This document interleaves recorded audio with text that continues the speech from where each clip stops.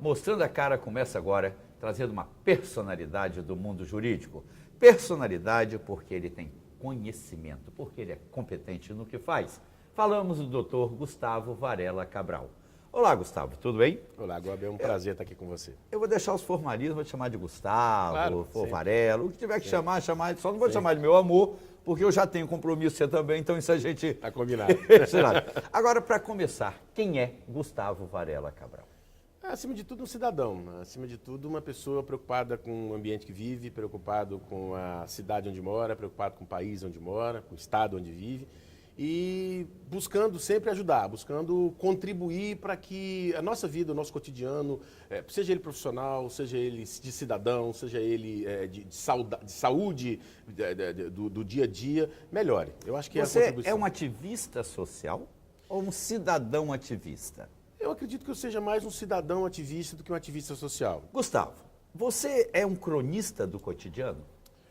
Eu sou um observador. Eu uso a rede social, né? Como alguns usam Face, outros usam Twitter. Eu gosto mais do Face porque é uma coisa mais gostosa, mais lúdica. Eu uso, e até inclusive informativo, né? A gente recebe muita coisa de informação, muita coisa boa, muita coisa culturalmente interessante via Face. Não é só vamos dizer, um diálogo aberto com o mundo, não. Mas é uma fonte interessante, sabendo utilizar bem. Mas eu sou um observador, eu escrevo para mim. Eu gosto de ver as coisas, aproveitar a sua sabedoria. Você acha que a rede social, ela exige um comportamento quando a pessoa vai escrever? Explico. Tem vezes que eu leio uns posts e falo, nossa, transou mal essa noite, o sexo foi ruim.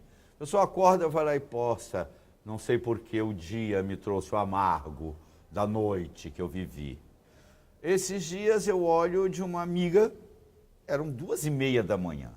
A pessoa posta, pior do que a ausência é quando a presença não significa mais nada. Eu liguei para ele e falei, você está se divorciando? Porque era o que sua mulher postou no Face às 2h30 da manhã, ela não estava dormindo com outro. Ou estava dormindo em casa. A pessoa coloca 2h30 da manhã, pior do que a ausência. É quando a presença não significa nada, é uma bandeira sem tamanho. Eu não vou conversar com ela para tirar, a gente teve um desentendimento. E a pessoa acha que ninguém vai saber. Ela quer contar, mas não quer que ninguém saiba. São duas coisas que eu penso muito. Primeiro, a gente passou da fase do penso logo existo para a fase do tenho logo existo. Entramos na fase do sou logo existo, hoje nós estamos na fase do pareço ser logo existo. Né? Então, o que antigamente preocupava muito, era até motivo de demandas judiciais, que é a invasão de privacidade, hoje a gente vive no mundo da evasão de privacidade. Evasão de privacidade, gostei desse conceito. Da evasão de privacidade. Eu tenho um cuidado muito grande de não me expor, de não expor, por exemplo, colocar fotografia, dizer onde é que eu estou, o que eu faço, o que eu acho prato de determinada de comida. coisa. Eu estou gordo de tanto ver prato de comida essa semana Às vezes santa a gente até que Páscoa. cozinha, você termina postando, alguém posta, principalmente no Instagram, você comenta, é legal, até para interação. Mas você nunca passou por isso, alguém que está na sua casa almoçando, coloca a foto que o Gustavo fez agora, essa muqueca, aí depois tem 50 amigos, né? Faz muqueca em casa, não convida a gente. Já, tem isso é costume. É constrangedor. Constrange. Agora, o que eu acho mais constrangedor é quando a pessoa expõe a sua vida pessoal. Se ela expõe a ele, para ela própria, até aí tudo bem, isso é problema dela. Agora, quando ela começa a expor a vida das pessoas que estão com ela, seu marido, mulher, ou companheiro, ou amigos, que às vezes não querem que outras pessoas saibam o que ela está fazendo naquele momento. Eu acho que é complicado. E outra coisa que eu aprendi ao longo do tempo, cometi vários erros, né? É você falar sobre pessoas. Né? Tem uma frase antiga, aliás, tem um ditado antigo que dizem: as grandes pessoas discutem ideias, as pessoas médias discutem fatos e as pequenas pessoas discutem pessoas. Eu acho que a gente tem que evoluir. Né? Então você dizer o seguinte, olha, o Gobi, eu lá sei se o Gobi quer que eu diga o que eu acho do Gobi, deixa eu achar do Gobi. Né? A gente tem esse mau costume. Você vê, então, as redes sociais como há essa evasão de privacidade? Acho que há uma Você evasão. Recomendaria maior cuidado, você como professor? Eu tenho tido maior cuidado. Acho que recomendar, a gente sempre acha o seguinte, olha, a gente tem que trabalhar muito como exemplo. Né? Eu procuro fazer isso muito em relação aos meus filhos. Olha, eu não posso dizer para o meu filho, faça alguma coisa, e depois fazer exatamente o contrário. E porque ele vai espelhar no exemplo, quer queira, quer não, maior ou menor proximidade que ele tenha comigo, ele vai espelhar no meu exemplo. Então, acho que a questão é a gente se depurar, né? Eu acredito muito nisso. Você vai se melhorando. A gente é muito imperfeito, Gobi. A gente nasce imperfeito. A gente nasce, graças a Deus, eu vou dizer assim, com muitos defeitos. Tentando melhorar, né? Defeitos. Alguns pioram. Um grande passo. Alguns pioram porque insistem, sabe? Alguns pioram porque insistem. Alguns pioram porque não percebem que eles não são sozinhos no mundo. E a gente está interligado com todo mundo. Doutor Gustavo, você é daqui de Vitória? Eu costumo também dizer que você pode encontrar um capixaba, tão capixaba quanto eu, mas não. Eu nasci no Parque Moscoso, no Hospital São José, então no centro da Ilha de Vitória, então eu sou um capixaba do centro do centro. Sua família daqui? Família toda daqui. Irmãos? Eu tenho um irmão, nós somos... Seus minha pais família, família por parte de pai e por parte de mãe. A de mãe é de Belo Horizonte, né?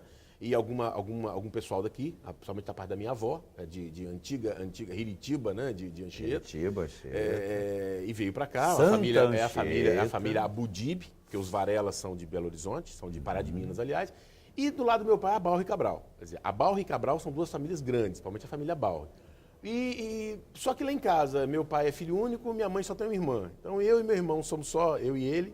Então a nossa família, nosso núcleo fechado, nosso núcleo duro, para usar uma palavra, é um núcleo pequeno. Mas graças a Deus, você diria que família feliz e isso saudável. transformou você? Você é uma pessoa que gosta de receber, você é uma pessoa que gosta de juntar pessoas. Isso eu já notei. Você gosta do convívio. Você diria que esse fato de ter tido uma criação familiar, uma família pequena, família menor, fez com que você queira expandir esse convívio? Sim, porque meus pais sempre viveram esse mundo do relacionamento muito grande com muitas pessoas. Meus pais são pessoas que têm grandes amigos, muitos amigos e grandes amigos, e a gente desde cedo acostumou com essa convivência. Então a gente tem uma vida familiar muito, muito plena nesse sentido, né? De então você gosta de receber? Eu gosto. Você gosta de receber, gosto de estar com pessoas, gosto de conversar. Eu sei que você é um grande conhecedor da culinária, né? Gosta, pratica. Vamos dizer assim, eu sou um curioso. Um estudioso. Vai das panelas aos temperos, às hortas que já teve. Gosto. Você gosta de fazer isso. O seu irmão, o que faz? Meu irmão é empresário, assim, curiosamente, do ramo da gastronomia, do ramo de restaurantes. Ele tem Qual é o hoje... restaurante dele? Fala, fazer propaganda. Ele mais 3 sócios, tem o Bullis, né, que abriu recentemente no shopping, que eu acho que é um grande case. Abriu uma outra filial agora no shopping, já existiu o Bullis, eles passaram a sociedade do Bullis, agora Passei ampliaram. lá ontem. Isso. E outros restaurantes que são restaurantes de hotel em Vitória. Um deles é o Del Mundo, que fica no Hotel Quality ali na reta do aeroporto. Que as pessoas podem ir no final de semana. Com certeza. Vamos fazer uma propaganda para eles também, né? É um restaurante. Postando a barra, é um restaurante de hotel, né? É um restaurante de hotel que tem as suas qualificações e as suas limitações como restaurante de hotel. Não é um restaurante de porta aberta para o público. É um restaurante que as pessoas têm que ir ao restaurante, mas é um restaurante bem interessante do ponto de vista executivo. E o Bullis, que é um sucesso. O Bullis hoje é um sucesso. Mas seu irmão e você têm esse talento da culinária. Vem de família? Sua mãe era uma pessoa que gostava de cozinhar, ou seu pai? A minha mãe, se a gente for comer o que ela diz que faz, a gente ficaria gordo assim da noite pro dia. Mas o meu pai não, meu pai cozinha. Papai, inclusive, teve a oportunidade e a honra e vamos dizer assim, de cozinhar para o Papa. Quando o Papa teve em Vitória, João Paulo II. O papai, assim como outras pessoas também, do grupo da Igreja Santa Rita, do grupo da Catedral, não me lembro bem de casais, eles foram convocados para ficar lá no... Bom, depois dessa, seu pai pagou até seus pecados, né? Cozinhou para o Papa? Pagou com lucro. Pagou com lucro. Gustavo, o que foi o direito na sua vida? Como ele chegou? É uma profissão, é uma função, é uma fé? O que é o direito? É tudo isso. Eu prefiro dizer que o direito é um sacerdócio, né? O operador do direito, e aí eu coloco nessa mesma cesta, né? O juiz, o advogado, o promotor, o delegado, o assessor jurídico, o procurador, ele tem que entender que ele exerce um sacerdócio. É claro que a gente de vez em quando se depara com coisas que a gente não concorda, né? E a gente, ao mesmo tempo, tem que sustentar do ponto de vista processual, porque é um cliente, é alguma situação que não é um valor nosso, mas a gente tem que ter até para isso, a gente tem que ter um limite, né? Você tem um limite ético do seu dia a dia, você tem que ter o seu limite ético da sua cidadania, e tem que ser o limite ético da tua profissão. Agora, é um sacerdócio, você tem que abraçar esse sacerdócio, acreditar que você tem que fazer o melhor, está sempre se melhorando. Um advogado conta mentiras ou inventa verdades? Todo mundo conta mentira, né? O mundo inteiro é uma mentira, a gente vive numa mentira. A gente tem que trazer essa mentira cada a gente vez acha mais que para a existe, realidade. né? Cada vez mais para a Acredita realidade. que crê. Eu não sei, eu não sou uma pessoa que critico tanto a mentira, não. Eu acho que a mentira é um farol. Você tem que entender que esse farol ele não pode te ofuscar. Você tem que ter aquele farol ali como referência. O farol, não digo nem o farol de luminoso, mas o farol de sinalização. Olha, aquilo ali é um fato que eu não quero chegar até ali. Aquilo ali é um fato que eu tenho que desmontar. A mentira pode ser ética? Se você for entrar dentro do campo da ética humana como um todo geral, acho que a mentira é até mesmo, em alguns momentos, um instrumento de eufemismo. Eu não acredito que a mentira seja ética. Eu acho que a mentira é uma fuga à ética. Às vezes, a mentira é uma fuga ética até justificável por um determinado fato, né? Que você minora um pouquinho, você minora o sofrimento, criando uma história que não é uma história comum, ou não é uma história correta, correlata ao fato que aconteceu. Mas eu acho que a mentira não é uma coisa que tem que ser desejada, ela precisa ser estudada, conhecida e até evitada. Você é um cara que diz não na hora? Não. Ou você fala assim, amanhã eu lhe dou a resposta? Não, eu sou mais de dizer, amanhã eu lhe dou a resposta. Por várias razões. Eu gosto de analisar a coisa como um todo. A resposta não, muito embora ela seja muitas vezes a resposta mais correta e a forma mais correta de você lidar com a situação, olha, é isso aqui, acabou, mas ela nem sempre é a melhor resposta. E por não sempre ser a melhor resposta, eu acho que a gente precisa avaliar um pouquinho, né? E também todo não o se contexto. apaga a esperança de ninguém, né? Eu digo muito comunista, serviço público. Você vai lá fazer alguma coisa, sabe? Nem adianta pedir que isso vai ser negado. É a resposta mais fácil, né? O não é a resposta mais fácil. Caramba, eu nem tô pedindo, estou perguntando se pode, está dizendo para ele nem tentar, que não vai conseguir. Então, nós, brasileiros, de certa forma, aprendemos a lidar com os governos, não com o Estado. Como assim, olha, nem vale a pena. Você, o cidadão, Gustavo, ele insiste nas suas crenças? Eu acredito, eu insisto, eu acho que a gente tem saída. Esse país vive um momento que não é absolutamente novidadeiro, uma crise moral que não é novidadeira. Nós todos contribuímos para a gente estar vivendo assim, não é porque o partido X, o partido Y, o partido Z. O Brasil é assim desde que Cabral veio e tomou posse, ele não descobriu nada, já estava descoberto, tomou posse. A gente, por exemplo, ontem foi comemorado, né, no Brasil o dia de Tiradentes. Tiradentes é um mito. É o dia do índio também, não é isso? O dia do índio também. O índio em si, não. Ninguém nem lembra. Agora, o Tiradentes não foi líder de absolutamente nada. Né? Uma revolução que não tinha como objetivo tomar poder nem destituir absolutamente nada. Era uma revolução era um movimento tão somente que visava fugir de uma carga tributária grande. E o Tiradentes, desse processo todo, foi o único que assumiu do começo ao fim a sua posição. E não era o cabeça, era um dos entusiastas. E virou herói nacional. Por quê? Porque ele assumiu, porque ele não foi. E eu acho uma grande diferença entre o mito, né, Tiradentes e outros mais. Tiradentes foi homem no sentido de assumir aquilo que quer, as suas limitações, os seus valores, os seus projetos, os seus sonhos. Achei que ele não recuou. E a gente vê muita gente dizendo uma coisa e desdizendo depois, mandando que alguém diga para desdizer depois. Eu acho que isso não é um papel. Isso sim. Conversar com o doutor Gustavo Varela Cabral tem esses, vamos dizer, problemas. Problema para mim, que eu por mim não chamava intervalo. Esse cara ajuda a gente a formar do entendimento ao caráter. Então, mas mostrando a cara tem que fazer um pequeno intervalo e voltamos com essa aula de sabedoria, de sapiência, com o doutor Gustavo Varela Cabral. Voltamos já, mostrando a cara com você.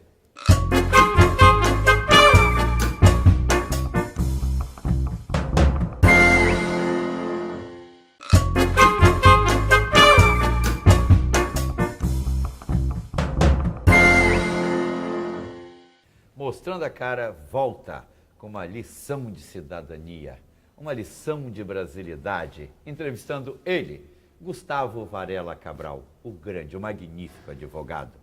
Gustavo, o brasileiro paga muito tributo?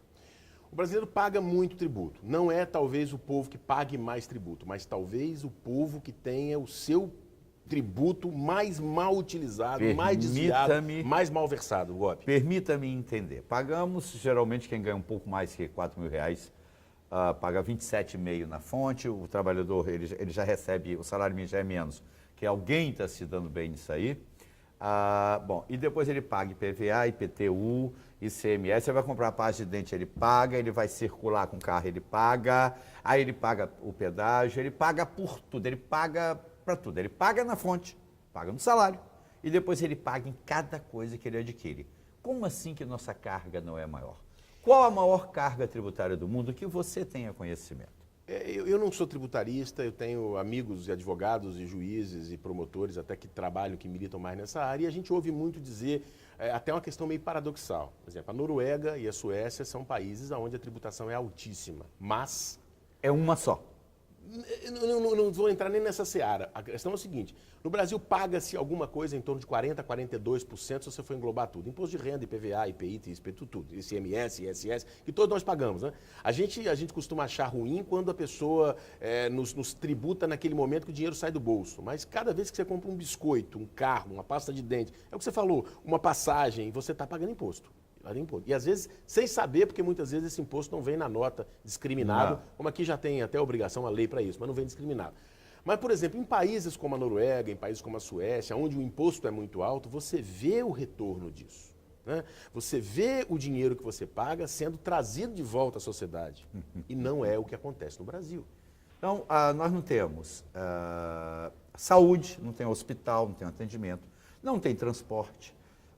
Não tem o mínimo, a educação, as escolas sucateadas, um projeto, outro. É um país não de oportunidades. O Brasil é um país de oportunistas? É um país de oportunistas, é um país de velhacos. Né? Nós, e pior de tudo, né? As pessoas que estão na cadeia são as pessoas erradas? Não. As pessoas que estão na cadeia, na maioria esmagadora das vezes, é que as pessoas que deveriam estar lá. Né? O problema é que as que não estão lá é que deveriam. Acho até que a gente falar em cadeia, dá a ideia daquela grade, né, da pessoa lá. Eu acho que não é lugar para ser humano nenhum. Nem para o pior dos homens. Que até nossas cadeias são horríveis nenhuma também. cadeia. O ser humano não foi feito, não nasceu, não existe para viver preso. Eu não acredito em cadeia como solução de absolutamente nada. Mas é o que a gente tem aí. Justiça restaurativa, seu conceito? Eu acredito não só na justiça restaurativa, mas eu acho que a sociedade está doente. Você poderia explicar para o nosso telespectador o que é a justiça restaurativa? A sociedade está doente, a nossa sociedade está doente. A sociedade hoje vive em função do consumo. Por exemplo, a justiça liberou agora 4 envolvidos no transporte de apenas 450 quilos de pasta base de cocaína no helicóptero do senador Perrella, que foi encontrado aqui em Afonso Cláudio. Ok. E, ao mesmo tempo, tem alguém preso há 2 anos porque roubou um shampoo no supermercado. Certo. Que justiça é essa? A gente não pode confundir justiça do conceito, né, ideológico, filosófico de justiça com o resultado do exercício ou do aparato do poder judiciário. O poder judiciário ele não escolhe o processo. Né? O juiz ele não resolve lidar com essa ou aquela situação do jeito que ele acordou de manhã pensando. Existe uma regra, um rito processual. E esse rito processual, ele tem uma série de procedimentos, uma série de métodos e metodologias que têm que ser respeitados. Todo mundo tem direito a ter esses métodos, esses ritos respeitados. Então, não conheço o caso, mas acho que o que aconteceu no caso dos 400 e tantos quilos, dessas regras, vários desses não foram respeitados. E aí, com uma assistência boa de um advogado conhecedor, essas brechas foram trazidas a um juiz que não teve outra alternativa a não ser aplicar a regra que determinava um determinado tipo de resultado e esse resultado não foi alcançado. O fato da galinha, do shampoo, é lamentável você chegar à conclusão de que tem um processo como esse chegando ao Supremo Tribunal Federal. Né? Ao STF, inclusive, mais ainda do que ao STF.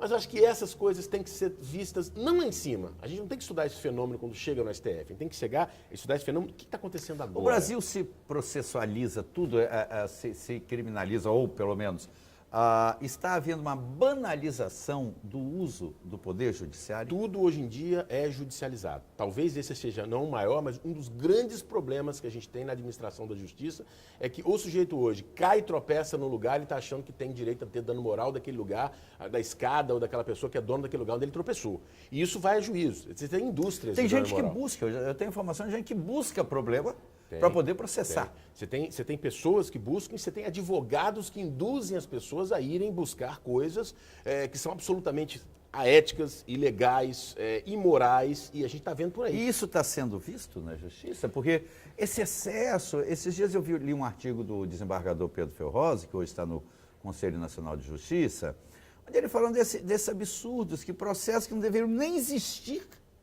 A gente erra, né? Todos nós erramos. Erramos que damos, às vezes, uma atenção a coisas menores. Erramos aqueles que não aplicamos as regras, porque existem meios de você coibir isso, né? A lide temerária, a indústria de liminares, existe forma de você coibir isso. E nós, às vezes, temos uma visão muito microscópica disso, quando o interessante seria se a gente tivesse uma visão macroscópica. A sociedade nossa está doente, né? O ambiente processual, assim como o ambiente médico, são ambientes de doença. Um hospital e um fórum são carregados de casos, né, de rupturas de tecido social, de rupturas de condutas, são ambientes de doença. O que a gente tem que fazer é tirar esses processos, tirar esses doentes, ou não deixar que eles cheguem até esses ambientes. Porque senão sempre vai faltar juiz, né? Não vai ter juiz que dê conta. Não só juiz, não. Falta juiz, falta promotor, falta delegado, falta advogado, falta gente que tenha capacidade de gerir essa quantidade de demandas que tem por aí. E algumas pessoas inventam, né? Esse é o problema. Nós temos bons jovens advogados? Bons jovens advogados, bons antigos advogados, bons jovens juízes promotores, bons antigos juízes promotores. A gente tem que acreditar nisso, né? Eu sou uma pessoa que acredito. Claro que a gente tem problemas, a gente tem vicissitudes, onde aflora um comportamento individual ou humano de cada um que termina comprometendo a atuação profissional naquele caso, naquele fato. Mas a gente tem um sistema que precisa de muita melhoria, mas é um bom sistema.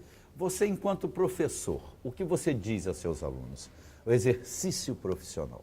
Eu costumo dizer, eu tenho 1 ano e pouco tempo mais, alguns meses, que eu não estou na frente de sala de aula, mas já tive 17 ou 18 anos, tenho um filho hoje que faz direito, e eu costumo dizer o seguinte, isso começa de casa, né? Isso começa antes, isso começa no colegial, isso começa no científico, antigo científico.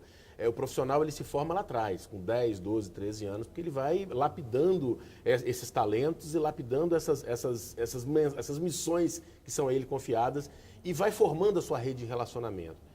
Eu acredito muito nas pessoas trabalharem no sentido de colaborar. Acho que a pessoa tem que colaborar, tem que dar um pouco do seu para melhorar o ambiente que vive. E isso diz também no respeito ao direito, em qualquer lugar. A estrutura que a gente tem de uma audiência, por exemplo, que é um juiz numa mesa mais alta, os escrivãos, advogado cá embaixo, o réu, ela é opressiva, ela é arcaica. Isso podia ser mudado. Esse dia eu li de algo no jornal que uma juíza mandou cortar o pé da sua bancada para ficar na mesma posição. É simbólico, né? É simbólico. A juíza, é um teatro ultrapassado. Eu conheço a juíza, uma das grandes magistradas do Espírito Santo, a doutora Cláudia, juíza da 9ª Vara Criminal de Vitória.